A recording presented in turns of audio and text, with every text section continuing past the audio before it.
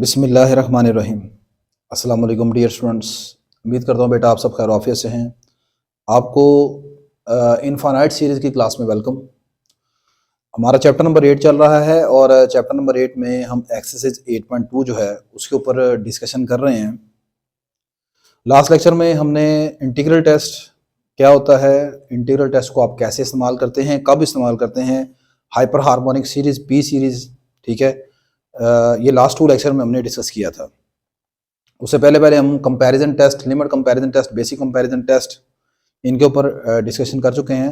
अगर अभी आपने वो लेक्चर नहीं देखे तो उनको लाजमन देख लें। और वो जो टेस्ट हैं, अगर आप उनको उन सब टेस्ट को जो हम पहले पढ़ चुके हैं, ठीक है, और जो इम्पोर्टेंट सीरीज़ हैं, कुछ आइलर सीरीज़ है, हार्मोनिक सीरीज़ है, हाइपर हार्मोनिक सीरीज़ है, ठीक है, डाइवर्जेंट टेस्ट क्या है, ये चीज़ें थोड़ी सी आपको इनका आइडिया होना चाहिए।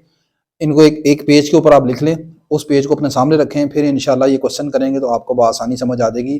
अदरवाइज स्टूडेंट्स की तरफ से प्रॉब्लम ये होती है कि बच्चे कहते हैं हमें कैसे पता चलेगा कि यहाँ पर कौन सा टेस्ट लगाना है, कौन सी सीरीज़ इस्तेमाल करनी है कंपैरिजन करने के लिए। तो उसमें आपके पास जब तमाम चीज़ें पहले आपने लिखी हुई हैं जो हम ऑलरेडी पढ़ चुके हैं, ठीक है, इंपॉर्टेंट सीरीज़ कौन कौन सी हैं, उनकी कन्वर्जेंस, उनकी डाइवर्जेंस और जो टेस्ट हमने पढ़े हैं वो अगर एक पेज पर आप लिख कर सामने रख लें तो फिर इंशाल्लाह आपके लिए आसानी हो जाएगी। फिर आपको खुद आइडिया हो जाएगा कि यहाँ पर कौन सा टेस्ट इस्तेमाल करना चाहिए। तो हम एक्सरसाइज 8.2 में फर्स्ट 20 क्वेश्चन डिस्कस कर चुके हैं। आज के लेक्चर में हम क्वेश्चन नंबर 21 से स्टार्ट करेंगे। क्वेश्चन नंबर 21 से 40 तक ये तमाम क्वेश्चन एक जैसे हैं। इनमें कहा यह जा रहा है, कहता है test each series for the convergence और डाइवर्जेंस। आपको कुछ सीरीज दी गई हैं, आपने उनको कन्वर्जेंस और डाइवर्जेंस के लिए चेक करना है। और अब इनके ऊपर आप limit comparison test, basic comparison test या अपना इंटीग्रल टेस्ट, इनमें से कोई टेस्ट इस्तेमाल करेंगे। उसके अलावा जो आगे एक्सरसाइज 8.3 के टेस्ट हैं वो भी इन पर अप्लाई किए जा सकते हैं, लेकिन चूंकि अभी हमने वो पढ़े नहीं है इसलिए मैं यहाँ पर उनको इस्तेमाल नहीं कर रहा, ठीक है। अच्छा अब इसमें आपके पास ये पहली सीरीज है समीशन n = 1 से इन्फिनिटी। क्वेश्चन है n² e⁻ n का स्क्वायर। इसकी आपने कन्वर्जेंस और डाइवर्जेंस का चेक करना है। तो यहाँ पर मैं इंटीग्रल टेस्ट को इस्तेमाल करूंगा। इंटीग्रल टेस्ट के लिए सबसे पहले तो ये है कि वो इंटीग्रल टेस्ट की कंडीशन पूरी करती हो सीरीज आपकी। दूसरी, इंटीग्रल टेस्ट कब इस्तेमाल करना चाहिए, जो देखते साथ आपको समझ आनी चाहिए, वो ये है कि आप ये देखें जो यहाँ पर आपको nth टर्म दी है, क्या आप इसकी इंटीग्रेशन कर सकते हैं। अगर तो सबसे पहले ये चीज़ है, अगर आप देखते साथ आपको पता चल जाता है कि आप इसकी इंटीग्रेशन कर सकते हैं। अब आप इंटीग्रेशन कर सकते हैं, इसका मतलब ये नहीं है कि आप कहें जी मैं तो नहीं कर सकता। मीन टू से कि उसकी इंटीग्रेशन इजीली, आप वो फंक्शन इजीली इंटीग्रेबल है, ठीक है, तो फिर आप इंटीग्रल टेस्ट इसके ऊपर लगा दें आफ्टर ये कि वो पहले इंटीग्रल टेस्ट की कंडीशन पूरी करती हो, ठीक है। अब आप कहेंगे जी मैं नहीं कर सकता तो इट मींस अब इंटीग्रल टेस्ट नहीं मैंने लगाना, ठीक है, ये नहीं कह रहा मैं। अब यहाँ पर सबसे पहले आप देखते हैं कि हम इंटीग्रल टेस्ट इस पर अप्लाई कर सकते हैं कि नहीं कर सकते। तो यहाँ पर आपको दिया हुआ है हेयर nth टर्म दी है an = n का स्क्वायर e⁻ n का क्यूब। हम इंटीग्रल टेस्ट ये कहता है कि सबसे पहले आप इस nth टर्म को फंक्शन की फॉर्म में कन्वर्ट कर लें। Let f of x equal to, इसे n को आप x की शक्ल में, n को x से रिप्लेस कर दें, या देगा x का स्क्वायर e⁻ x का क्यूब, ठीक है। अब देखें कि क्या ये जो फंक्शन है आपके पास किसी नंबर पर x = 1 से इन्फिनिटी, आपकी सीरीज कहाँ से शुरू हो रही है, 1 से कहाँ तक जा रही है, इन्फिनिटी तक। तो अब आपने ये देखना है क्या ये जो आपका फंक्शन है x = 1 से इन्फिनिटी के ऊपर कहीं नंबर पर डिसकंटिन्यूस तो नहीं है, कहीं आंसर इसका इन्फिनिटी तो नहीं आता, या इमेजिनरी तो नहीं देता। इमेजिनरी तब देता है जब अंडर रूट वगैरह का कंसेप्ट हो, तो इसमें स्क्वायर रूट तो है नहीं है। इन्फिनिटी आंसर आ सकता है वो तब कि अगर डिनोमिनेटर में 0 आ जाए। अगर आप सीरीज को ऐसे लिखें x का स्क्वायर और नीचे आ जाए e⁻x का क्यूब। अब ये जो डिनोमिनेटर है अगर ये सारा 0 हो जाए तो फिर आंसर इन्फिनिटी आएगा, सही है। अब ये सारा 0 कब हो सकता है, एक्सपोनेंशियल फंक्शन e⁻x का क्यूब कब 0 आ सकता है, ठीक है। एक्सपोनेंशियल फंक्शन जो है वो आपका 0 नहीं होता किसी भी नंबर पर, ठीक है। ये आंसर आपके पास हमेशा जो है वो इसका नॉन जीरो रहेगा। कोई भी ऐसा आपको x नहीं मिल सकता जिस पर इसका आंसर 0 आ जाए। एक्सपोनेंशियल फंक्शन किसी भी नंबर पर आपको आंसर 0 नहीं देने वाला। तो इट मींस इसमें इन्फिनिटी का कंसेप्ट कोई नहीं है, ये फंक्शन आपका कंटिन्यूअस है, सही है, ये कंटिन्यूअस है फंक्शन है, 1 से इन्फिनिटी पर हर नंबर पर कंटिन्यूअस है। अगली चीज आपने चेक करनी होती है कि फंक्शन आपका डिक्रीजिंग है कि नहीं है। डिक्रीजिंग चेक करने के लिए हमने वैसे नॉन इंक्रीजिंग होना चाहिए। Non increasing mean constant plus decreasing, ठीक है। तो आपने सिंपल ये करना है कि अब आप इसका डेरिवेटिव लेकर देखें कि इसका डेरिवेटिव का आंसर क्या आता है, फिर अगली बात बाद में करते हैं। तो अब आप डेरिवेटिव ले लें इसका। आप क्वेश्चन रूल भी लगा सकते हैं, लगाना चाहें तो प्रोडक्ट रूल भी लगा सकते हैं। मैं यहाँ पर प्रोडक्ट रूल इस्तेमाल कर रहा हूँ। प्रोडक्ट रूल यूज कर रहे हैं जी हम। Here f dash x equal to g, product rule कैसे करते हैं? फर्स्ट फंक्शन का डेरिवेटिव एक्स स्क्वायर का डेरिवेटिव आ जाएगा 2x, second as it is plus, अब first function as it is आ जाएगा एक्स का स्क्वायर और सेकंड का डेरिवेटिव, सेकंड आपके पास है एक्सपोनेंशियल फंक्शन। एक्सपोनेंशियल फंक्शन का डेरिवेटिव आप जानते हैं वही होता है और फिर बाद में पावर का डेरिवेटिव लेते हैं। तो ये आ जाएगा e की पावर माइनस एक्स क्यूब और बाद में इसकी पावर का डेरिवेटिव लेंगे। पावर कितनी है जी? Minus x cube, minus x cube का डेरिवेटिव। तो ये आ जाएगा 2x e की पावर में minus x cube plus x का स्क्वायर e की पावर में minus x cube. Minus x cube का डेरिवेटिव आएगा minus 3x square, minus 3x का स्क्वायर। अब यहां से आप, अच्छा बेटा, अब यहां से आप देखें कि आप यहां से कॉमन निकाल लेंगे। क्या क्या चीज कॉमन निकलती है? एक तो ये वाला फैक्टर e की पावर माइनस एक्स का क्यूब और बाकी आपके पास x भी कॉमन आ जाता है। ये कॉमन लेने के बाद यहां रह जाएगा 2 प्लस माइनस माइनस, ये आ गया 3, ये x की पावर 4 बनेगी तो x का क्यूब रह जाएगा। ये आपके पास इसका पहला डेरिवेटिव आ गया, फर्स्ट डेरिवेटिव। अब आपने देखना है कि ये जो फर्स्ट डेरिवेटिव है ये आपका लेस देन 0 है या ग्रेटर देन 0 है, ठीक है।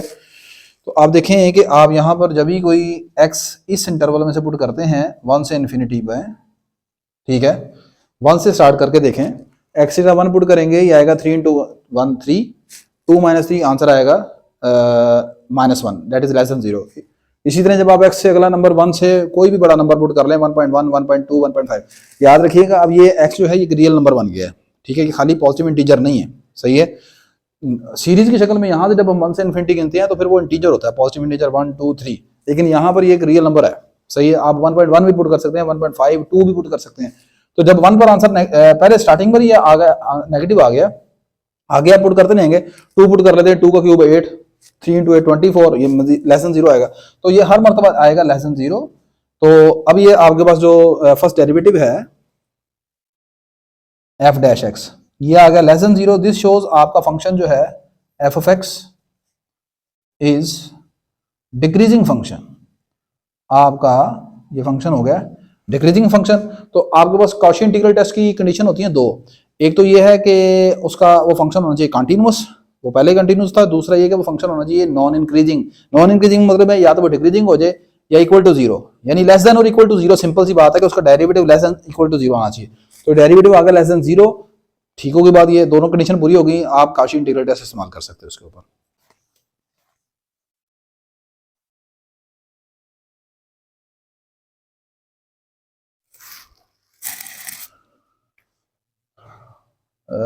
कंसीडर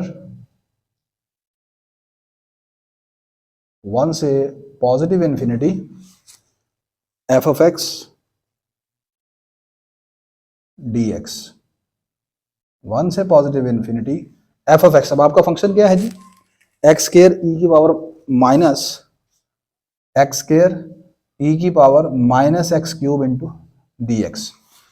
अब यहाँ पर बाई पार्ट इंटीग्रेशन नहीं लगा देनी आपने। आप देखें कि यहाँ पर एक फंक्शन एक्स स्क्वायर है, दूसरा ई की पावर माइनस एक्स क्यूब है, तो इसकी पावर जो है माइनस एक्स क्यूब, इसका डेरिवेटिव कितना बनता है? Minus 3x x square. तो मैं -3 से मल्टीप्लाई करवा रहा हूँ और डिवाइड भी करवा रहा हूँ उसका डेरिवेटिव कंप्लीट करने के लिए, ठीक है। तो ये आपने -1/3 से बाहर मल्टीप्लाई कर दिया, ई की पावर में माइनस एक्स का क्यूब और इसको लिख लिया -3x का स्क्वायर dx। मैंने लास्ट लेक्चर में आपको बताया था कि जब आपका इम्प्रॉपर इंटीग्रल होता है जिसमें अगर आपके पास कोई एक लिमिट या दोनों लिमिट इन्फिनिटी हो तो आप उसे एक रियल नंबर t से रिप्लेस कर देते हैं। तो यहाँ पर एक काम आपने ये भी इजाफी करना है, limit t approaches to infinity 1 से अपर लिमिट को t लिख देंगे, इन्फिनिटी को t से रिप्लेस कर देंगे, सही है। अच्छा अब देखें जी फंक्शन का डेरिवेटिव, फंक्शन की पावर का जो डेरिवेटिव अगर कंप्लीट है तो एक्सपोनेंशियल फंक्शन जो है, एक्सपोनेंशियल फंक्शन का इंटीग्रेशन क्या हो जाएगी? ये एज इट यही आ जाएगी, यानी ये आ जाएगी -1/3 limit T approaches to infinity e की पावर में माइनस एक्स क्यूब, और ये आपके पास आ गया 1 से टी। ठीक है, अब आप इसमें लिमिट अप्लाई करें, अपर लिमिट पर आंसर आएगा इसका -1/3 ई की पावर में माइनस टी क्यूब, और ई की पावर में जब आप एक्स की जगह 1 पुट करोगे ये आ जाएगा -1 का क्यूब। ठीक हो गया जी ये। अब इसमें आप लिमिट अप्लाई करें, अब लिमिट लिखना भूल गया मैं, limit T approaches to infinity, यह आएगा -1/3 अपर लिमिट टी की जगह इन्फिनिटी, इन्फिनिटी का क्यूब माइनस ये 1 का क्यूब हो गया 1, ठीक है, और ये आपके पास कितना रह गया -1 ई का इनवर्स, इन्फिनिटी का क्यूब इन्फिनिटी, ई की पावर माइनस इन्फिनिटी। अब ई की पावर माइनस इन्फिनिटी क्या आंसर आता है? ई की पावर माइनस इन्फिनिटी होता है 1/e की पावर इन्फिनिटी, और ई की पावर इन्फिनिटी क्या होता है? इन्फिनिटी 1/इन्फिनिटी 0। इसका मतलब ये सारा जो पहला फैक्टर है इसका आंसर 0 हो गया, तो ये 0 हो गया, 0 minus this, minus minus plus हो गया, इसलिए सारा आंसर आपके पास ये आ जाएगा 1/3e, 1/3e। अब 1/3e जो है वो आपके पास क्या है? फाइनाइट रियल नंबर है, this is a finite real number, ये एक आपके पास रियल नंबर है, एक रियल नंबर है वो आपके पास। और अब ये जो रियल नंबर है इसका मतलब है कि ये आपका जो इंटीग्रल आपने सोल्व किया इसका आंसर एक रियल नंबर आ गया। रियल नंबर आने का मतलब ये है कि ये आपके पास इंटीग्रल कन्वर्ज कर गया। इंटीग्रल कन्वर्ज करने का मतलब है कि आपकी ये सीरीज कन्वर्ज कर गई। सही है, आगे आप लिख लेंगे this shows that this integral, this improper integral converges, hence the given series converges. ठीक है, तो ये आपका क्वेश्चन नंबर 21 कंप्लीट हो गया। नेक्स्ट क्वेश्चन नंबर 22 की तरफ मूव करते हैं हम। बेटा नेक्स्ट आपका क्वेश्चन नंबर 22 है, कहता है कि सीरीज आपके पास 1 से infinity 1/2 N minus 1 whole power है 1/3। आप इस पर चाहे तो कॉची इंटीग्रल टेस्ट इस्तेमाल कर सकते हैं, ठीक है, लेकिन ये थोड़ा सा कॉची इंटीग्रल टेस्ट से थोड़ा सा क्वेश्चन लेंथी हो जाता है। मैं इसे लिमिट कंपैरिजन टेस्ट से कर रहा हूँ। लिमिट कंपैरिजन टेस्ट के लिए मुझे एक सीरीज चाहिए जिसके साथ इसका कंपैरिजन करना है, तो मैं जिस सीरीज को यहाँ पर इस्तेमाल करूँगा वो इसी में से हम बना लेंगे। अगर यहाँ पर आप कांस्टेंट छोड़ दें, सारे 1 को छोड़ दें, 2 को छोड़ दें, तो ये सीरीज कुछ इस तरह बन जाएगी, ये सारी 1/n का पावर 1/3। ये मैं सीरीज चूज करूंगा कंपैरिजन करने के लिए इस सीरीज को। अब आप चेक करें कि पहले ये बताएं कि ये वाली जो सीरीज आपने देखी है ये सीरीज कौन है? ये आपकी पी सीरीज है, पी पावर इतनी है। पी सीरीज की असल शक्ल कौन सी है? P series is originally like as this, ये होती है पी सीरीज 1/n की पावर पी। तो यहाँ पर पी आपका है 1/3। अब ये 1/3 है, लेस देन 1 है, ठीक है। पी सीरीज आपने पढ़ी थी, पी सीरीज में होता यह है कि पी सीरीज तब कन्वर्ज करती है जब आपका पी 1 से बड़ा हो। अगर पी 1 से छोटा हो या इक्वल टू 1 हो तो फिर पी सीरीज डाइवर्ज करती है। इसका मतलब मैंने जो सीरीज चूज की है ये एक डाइवर्जेंट सीरीज है, ये एक डाइवर्जेंट सीरीज है, ठीक होगी बात, ये एक डाइवर्जेंट सीरीज है। तो अब मैं इसको इस्तेमाल करूंगा और इसका कंपैरिजन में मैं यहाँ पर इसको लूंगा। अब यहाँ पर सबसे पहले देखें इस सीरीज की जो गिवन सीरीज है उसकी nth टर्म दी हुई है here an equal to 1/2n minus 1 की पावर 1/3। हम लेट कर लेते हैं bn इक्वल टू 1/n की पावर 1/3, जो मैं आपको सीरीज बता के आया हूँ, ठीक है। अब यहाँ पर हम लिमिट कंपैरिजन टेस्ट इस्तेमाल करना चाह रहे हैं, तो लिमिट कंपैरिजन टेस्ट क्या कहता है? आपने रेशियो निकालनी है यहाँ पर, सही है।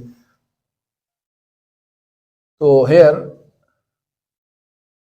an/bn ये रेशियो निकालेंगे, तो an मेरे पास ये सारी है, ये आ गया 1/2n माइनस 1 की पावर 1/3 डिवाइडेड बाय bn ये आ गई मेरे पास 1/n की पावर 1/3। अब आप जानते हैं ये डिवीजन रेसिप्रोकल में चेंज हो जाएगी, वो मल्टीप्लाई में चेंज हो जाएगी। इसे लिखने का हम इस तरह n की पावर 1/3 ओवर 2n माइनस 1 की पावर 1/3। अब लिमिट अप्लाई करते हैं, limit n approaches to infinity an over bn equal to limit n approaches to infinity. अब आप देखें यहाँ पर जब आप इस चीज में लिमिट अप्लाई करेंगे तो ऊपर भी इन्फिनिटी बन जाएगा, नीचे भी इन्फिनिटी आ जाएगा, ये बनेगी इन्फिनिटी ओवर इन्फिनिटी फॉर्म। तो लोपिटल रूल की तरफ आप जाएंगे, तो लोपिटल रूल लेकिन अप्लाई करने की जरूरत नहीं है। आप जानते हैं कि याद रखिएगा जब भी इन्फिनिटी ओवर इन्फिनिटी फॉर्म बने तो एक तरीका कार ये होता है कि आप नोमिनेटर से ये जो पावर बन रही है n की पावर 1/3 इसको कॉमन निकालें, नोमिनेटर डिनोमिनेटर पर इसको डिवाइड कर दें। मतलब कुछ ऐसा कर लें, देखें जरा, बजाय लोपिटर अप्लाई करना यहाँ मुश्किल हो जाएगा आपके लिए, सही है। एन की पावर, एन को अंदर से कॉमन निकालना है। जब आप एन को अंदर से कॉमन निकालेंगे ये रह जाएगा 2 माइनस 1 ओवर एन, और देखो जी ये मैंने होल पावर आ गई मेरे पास 1/3, ठीक है। अभी मैंने अंदर से कॉमन निकाला, पावर में से कॉमन नहीं निकाला, सही है, यानी ये ऐसे आ गया। अब मैं एक स्टेप अपना सेव करने के लिए, टाइम बचाने के लिए कॉमन निकाल लिया, मैं पावर भी लहदा लहदा कर देता हूँ। तो यहाँ पर ये पावर लहदा हो गई और इस पावर को हमने इसके ऊपर लहदा कर दिया। क्लियर होगी बात ये। अब देखें ये सारी चीज इससे कैंसिल हो जाएगी, ठीक है। अब आप लिमिट अप्लाई कर दें, लिमिट अप्लाई करेंगे आ जाएगा 1/2 माइनस 1 ओवर एन की जगह पुट करना है आपने इन्फिनिटी, तो ये आ जाएगा infinity whole power 1/3। 1 over infinity हो गया 0, तो ये रहेगा खाली 2 की पावर 1/3। ये आपके पास आ गया सारा आंसर इस तरह 1/2 की पावर 1/3, ठीक है। अब ये आपके पास देखें एक रियल नंबर है। लिमिट कंपैरिजन टेस्ट ये कहता है कि अगर इस लिमिट का आंसर एक रियल नंबर आ जाए, सही है, रियल नंबर आ जाए, तो फिर ऐसी सूरत में जो आपकी डिनोमिनेटर वाली सीरीज है, जो उसका बिहेवियर होगा वही आपकी ओरिजिनल सीरीज का बिहेवियर होगा, सही है। तो अब आपकी डिनोमिनेटर वाली सीरीज bn है और bn सीरीज एक p सीरीज थी और मैंने बताया कि वो डाइवर्जेंट सीरीज है, तो हेंस आपकी ओरिजिनल सीरीज भी डाइवर्जेंट है। अब सारी बात को आप लिखेंगे as the series 1 to infinity 1 over n की पावर 1/3, ये वाली जो सीरीज है इज अ डाइवर्जेंट सीरीज, ये एक डाइवर्जेंट सीरीज है, एक डाइवर्जेंट सीरीज है। बीच में चाहे जिक्र आप करते हैं क्यों डाइवर्जेंट सीरीज है, by P series, by P series test, ये पी सीरीज टेस्ट की मदद से डाइवर्जेंट सीरीज है, ठीक है। Hence by limit comparison test, limit comparison test, आप स्पेलिंग पूरे लिख लीजिएगा, limit comparison test given series diverges, given series diverges, ठीक है। नेक्स्ट हम मूव करते हैं क्वेश्चन नंबर 23 की तरफ। नहीं बेटा, नेक्स्ट अब हम क्वेश्चन नंबर 23 की तरफ मूव कर रहे हैं। आपके पास सीरीज है 2 raise to power n over 3 raise to power n plus 1, तो इसमें भी मैं कंपैरिजन टेस्ट का इस्तेमाल करूंगा और जिस सीरीज के साथ मैं इसका कंपैरिजन कर रहा हूं वो इसी में से हम तलाश कर लेते हैं। अब गौर करेंगे अगर यहाँ से आप कांस्टेंट टर्म को छोड़ दें तो कांस्टेंट टर्म को छोड़कर जो बाकी सीरीज आपके पास बचती है वो इतनी है,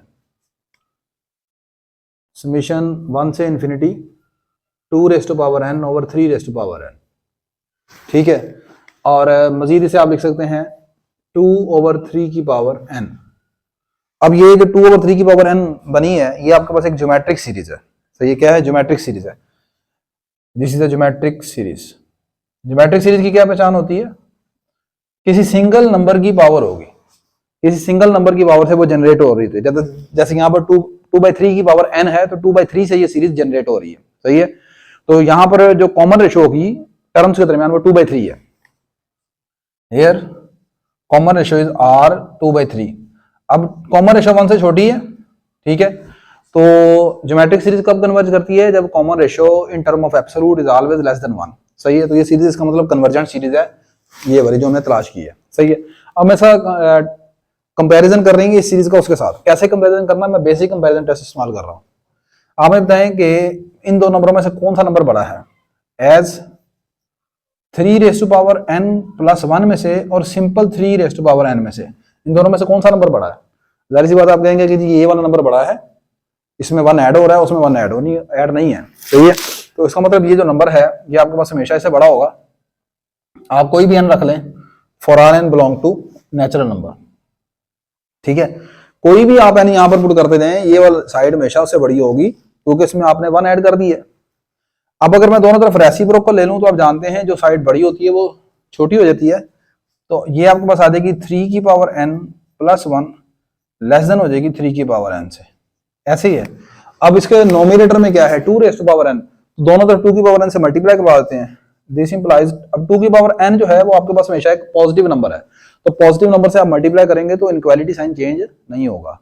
तो ये आपको आ जाएगा 2 raise to power n over 3 raise to power n plus 1 less than 2 raise to power n over 3 raise to power n, ठीक होगी बात ये। अब आप देखें हम बेसिक कंपैरिजन टेस्ट को इस्तेमाल करने लगे हैं, ये आपकी एक लार्जर सीरीज है, बड़ी सीरीज है और बड़ी सीरीज आपकी है कन्वर्जेंट, ठीक है। अब बड़ी सीरीज कन्वर्ज करे तो फिर बेसिक कंपैरिजन टेस्ट ये कहता है कि छोटी सीरीज भी कन्वर्ज करेगी। ठीक है, तो आप यहां पर लिखेंगे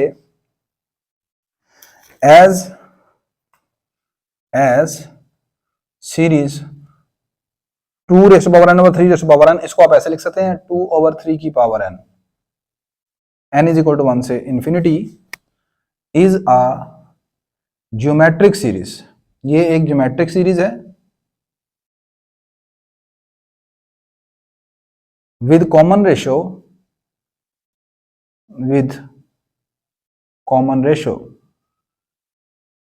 r is equal to 2/3। Common ratio इसकी 2/3 है, लेस देन 1 है, is a convergent series। so it is a convergent series।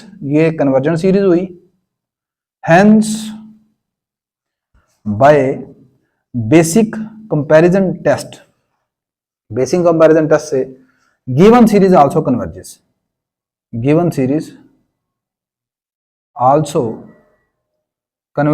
आपकी गिवन सीरीज भी कन्वर्ज करेगी। ठीक है, बस इतना सा क्वेश्चन है, आसान सा है, मुश्किल नहीं, आई होप। नेक्स्ट हम मूव करते हैं जी क्वेश्चन नंबर 24 की तरफ। आसान क्वेश्चन है, उसमें हम सिर्फ डाइवर्जेंट टेस्ट का इस्तेमाल करेंगे और कुछ भी नहीं करेंगे, डाइवर्जेंट टेस्ट से आपको इसका आंसर मिल जाएगा। क्वेश्चन नंबर 24, क्वेश्चन आपके पास है जी 1 से infinity natural log of n over 1 plus natural log of n। इस पर आप कंपेयर, अब आप ये सोच रहे हैं कि यार मुझे इन चीज़ों का कैसे पता लगा कि यहाँ पर ये लग गया टेस्ट, यहाँ पर ये टेस्ट लग गया। एज अ स्टूडेंट जाहिर सी बात है ये चीज़ थोड़ी सी आपके लिए एनालिसिस करना मुश्किल होती है, लेकिन चूंकि मैं पढ़ा कर ये चीज़ें मुझे आइडिया हो चुकी हैं कि यहाँ पर ये वाला टेस्ट इस्तेमाल होगा, ये सीरीज है, ठीक है, तो इसलिए इस चीज़ से आपने परेशान नहीं होना कि यार हमें तो ऐसा नहीं पता चलता। ठीक है, आप थोड़ी सी सारी प्रैक्टिस करेंगे, आपका लेवल थोड़ा सा, जाहिर सी बात है आप एज अ स्टूडेंट इसको डील कर रहे हैं, मैं एज अ टीचर आपको पढ़ा रहा हूँ। ठीक है, तो चीज़ों का फ़र्क तो होता ही है, तो इसमें रट्टे वाली बात नहीं है। सही है, आप अगर चीज़ों को अपने सामने रखें, जैसे मैंने बताया कि आपको टेस्ट पता होना चाहिए कौन से लगने हैं, कौन सी सीरीज के साथ कंपैरिजन करते हैं, कौन सी सीरीज कब कन्वर्ज करती है, तो आप भी इंशाल्लाह इनको थोड़ी सी प्रैक्टिस से आप भी सारी चीज़ें कर सकते हैं। तो अच्छा जी, अब यहाँ पर सबसे पहले मैंने बताया कि आप सिंपल डाइवर्जेंट टेस्ट लगा लें हेयर। इसकी nth टर्म क्या है, an is equal to natural log of n over 1 plus natural log of n। ठीक है, तो डाइवर्जेंट टेस्ट क्या होता है वाला, डाइवर्जेंट टेस्ट ये होता है कि अगर किसी सीरीज की nth टर्म में आप limit n approach to infinity put करें और आंसर आपका नॉन जीरो आ जाए, तो फिर हम कहते हैं कि वो सीरीज डाइवर्ज करती है। सिंपल मतलब इसकी आप लिमिट ले लें, limit n approach to infinity natural log of, यहाँ पर an, इधर भी आप लिमिट अप्लाई कर दें, limit n approach to infinity natural log of n over 1 plus natural log of n। अब देखें यहाँ पर जब आप लिमिट अप्लाई करेंगे तो ऊपर भी इन्फिनिटी आएगा, नीचे भी इन्फिनिटी आएगा, ये इन्फिनिटी ओवर इन्फिनिटी फॉर्म बन जाएगी। आप सिंपल लिखें बाय यूजिंग लोपिटल रूल आप इस्तेमाल करेंगे यहाँ पर, फिर तो लोपिटल रूल इसके ऊपर अप्लाई करेंगे हम। अगर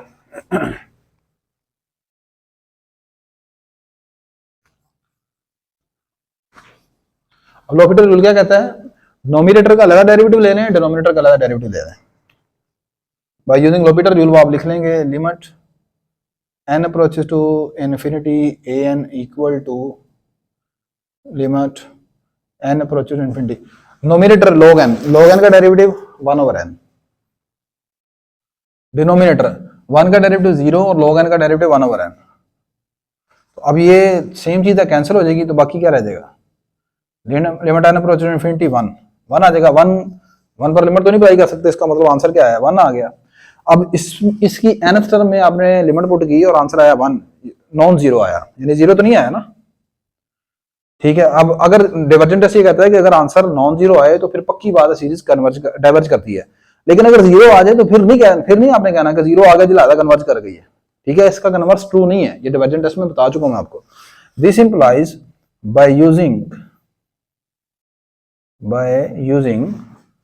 डाइवर्जेंट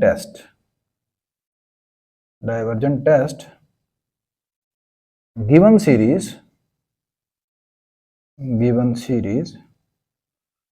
डाइवर्जेस, आपकी सीरीज डाइवर्ज कर रही है। ठीक होगी बात ये। अच्छा नेक्स्ट,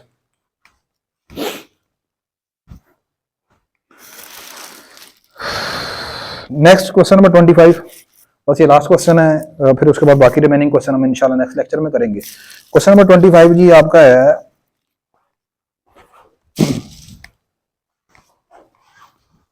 में कहा जा रहा है आपको सीरीज आपको दी हुई है समीशन 1 से infinity natural log of n+1 over n+2 solution. अब देखें इसके ऊपर भी अगर आप इसके nth टर्म के ऊपर लिमिट अप्लाई करें यानी डाइवर्जेंट टेस्ट इस्तेमाल करने की कोशिश करें तो ऊपर बनेगा log इन्फिनिटी, नीचे भी आएगा इन्फिनिटी ओवर इन्फिनिटी फॉर्म, सही है। अब उसके बाद जब आप l'Hopital रूल अप्लाई करेंगे तो ऊपर आपको जब डाउट होता है ना यार ये ऐसे क्यों नहीं किया, तो आप करके देख लें, आपका डाउट खत्म हो जाएगा, आपको पता चल जाएगा, बजाय ये कि सोचते रहे यार ऐसे क्यों नहीं किया। अब आप इसको l'Hopital रूल अप्लाई करके देखते हैं तो ऊपर उसका डेरिवेटिव आएगा 1 ओवर n+1, नीचे वाले का डेरिवेटिव आएगा 1, यानी कि l'Hopital रूल अप्लाई करने के बाद आपके पास फाइनल ये स्टेज आ जाएगी। अब इसमें लिमिट अप्लाई करेंगे, ये आएगा 1 ओवर इन्फिनिटी प्लस 1, आंसर आ गया 0। अब इसकी लिमिट में डाइवर्जेंट टेस्ट से हमने किया तो लिमिट nth टर्म की जो लिमिट आई वो आई 0, तो डाइवर्जेंट टेस्ट कुछ भी नहीं बता सका आपको, ठीक है। अब आप यहां से ये नहीं कह सकते कि आंसर 0 आ गया कन्वर्ट कर गई है। मैंने बताया कि अगर आंसर नॉन 0 आए फिर डाइवर्जेंट टेस्ट कहता है कि ये सीरीज डाइवर्ज करती है, लेकिन 0 आ जाए तो फिर नहीं कह सकते आप, सही है। तो इसका मतलब इस पर डाइवर्जेंट टेस्ट नहीं काम करने वाला, इसको हम करेंगे कंपैरिजन टेस्ट से। अब कंपैरिजन टेस्ट के लिए मुझे सीरीज चाहिए, मैं कंपैरिजन कर रहा हूं इसका डिनोमिनेटर में अगर सीरीज देखें n+2 है नंबर जो है, अगर आप नीचे से नंबर को रिमूव कर दें बाकी बचता है n, तो 1 ओवर n से कंपैरिजन कर लेते हैं इसका। हियर आपके पास जो सीरीज है उसकी nth टर्म गिवन है log n+1 ओवर n+2, आप यहां पर bn ले लें 1 ओवर n के बराबर, सही है। लिमिट कंपैरिजन टेस्ट इस्तेमाल कर लेते हैं। लिमिट कंपैरिजन टेस्ट क्या कहता है जी, limit n approaches to infinity an over bn, इसको निकाल लेते हैं, ये आ जाएगा limit n approaches to infinity, an आपके पास है log n+1 ओवर n+2, इसको मैंने डिवाइड करना है किस पर, bn पर, bn 1 ओवर n है। जब इस पर डिवाइड करेंगे और मैं साथ ही एक स्टेप कर रहा हूँ वो रेसिप्रोकल हो जाएगा, यानी ये ऐसे हो जाएगा n ओवर 1, ऐसे ही है।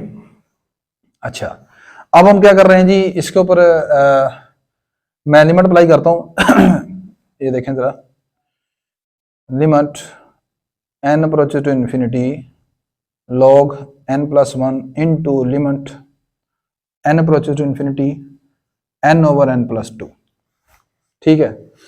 इसी से पर अगर आप लिमिट अप्लाई करें तो ये आपके पास आएगा, ऊपर नीचे n से डिवाइड कर दें तो ये रह जाएगा 1, यहाँ आ जाएगा 1 प्लस 2 ओवर n, इधर आप लिमिट अप्लाई करें ये आएगा 1 प्लस 2 बाई इन्फिनिटी, यानी कि 1 ओवर 1 प्लस 0 डेट इज 1, तो इस पर आप लिमिट अप्लाई करेंगे तो आंसर 1 आ जाएगा, सही है। इधर अब आप लिमिट अप्लाई कर दें, ये आएगा log इन्फिनिटी प्लस 1 इनटू, इधर अब इसका मैं लिमिट का आपको रफ वर्क में आंसर बता दिया है, इसका आंसर आएगा 1, log इन्फिनिटी हो गया इनटू 1 से मल्टीप्लाई किया 1 ही आ गया, log इन्फिनिटी क्या होता है, इन्फिनिटी होता है।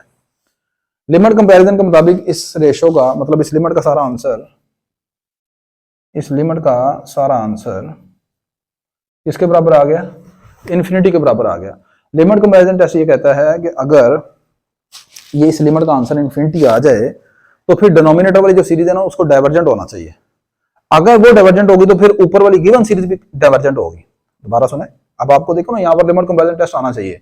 लिमिट कंपैरिजन टेस्ट ये कहता है कि अगर आपने ये लिमिट निकाली और आंसर आया इन्फिनिटी तो फिर जो आपकी सिलेक्टेड सीरीज है जो आपने खुद से चूज की है bn, वो डाइवर्जेंट होनी चाहिए। तो आप चेक करो वो डाइवर्जेंट है जी, ये हार्मोनिक सीरीज है 1 ओवर n, ठीक है, ये डाइवर्जेंट सीरीज है।